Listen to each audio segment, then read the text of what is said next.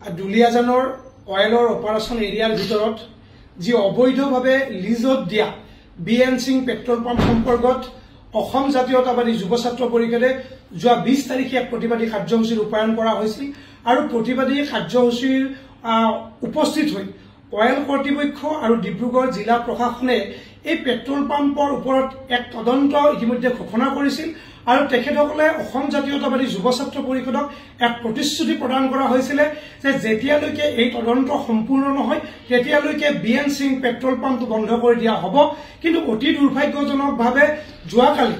IOCLৰ যি মাৰ্কেটিং বিভাগ তিনচুকীয়া থকা মাৰ্কেটিং বিভাগৰ ফালৰ পৰা এই পেট্ৰল পাম্পটো পুনৰ মুকলি কৰাৰ কাৰণে এক নিৰ্দেশ দিয়া হ'ল। গতিকে এই নিৰ্দেশক অসম জাতীয়তাবাদী যুৱ ছাত্ৰ পৰিষদে আমি তীব্ৰ ভাষাৰে গৰিহণা জনাইছো আৰু লগতে অয়েল কৰ্তৃপক্ষক আমি সকীয়াই দিছো যে অয়েলৰ অপাৰেশ্যন এৰিয়াৰ ভিতৰত তিনচুকীয়া ডিব্ৰুগড় আৰু চৰাইদেউ জিলাৰ বাহিৰে কি ধৰণে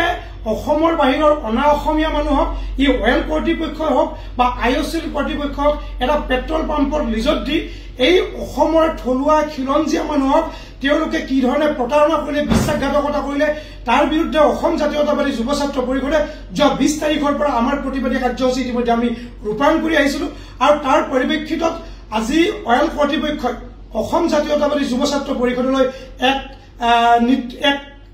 পত্ৰ প্ৰেৰণ কৰিছে আৰু অহাকালি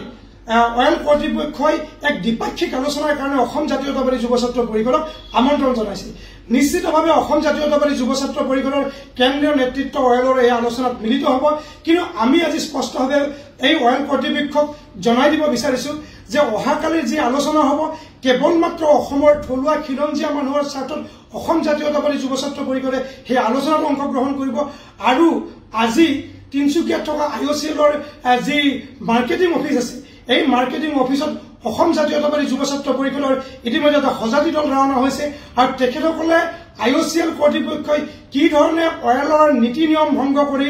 এই বিএন সিং নামৰ এই যে অনা অসমীয়া অসমৰ বাহিৰৰ প্ৰতিষ্ঠান এটাক পেট্ৰল পাম্প চলোৱাৰ কাৰণে তেওঁলোকে লিজ এগ্ৰিমেণ্ট কৰিলে এই বিষয়টো জবাবদিহি কৰাৰ কাৰণে অসম জাতীয়তাবাদী যুৱ ছাত্ৰ পৰিষদৰ এটা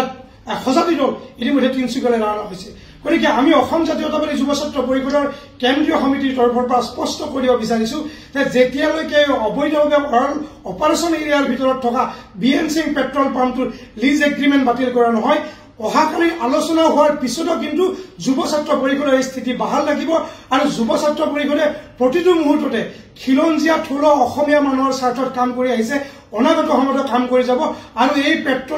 বিএন সিং পেট্ৰল পাম্পৰ লিজ এগ্ৰিমেণ্ট যেতিয়ালৈকে অয়েল কৰ্তৃপক্ষই বাতিল নকৰে IOCLে বাতিল নকৰে তেতিয়ালৈকে যুৱ ছাত্ৰ পৰিষদৰ সংগ্ৰাম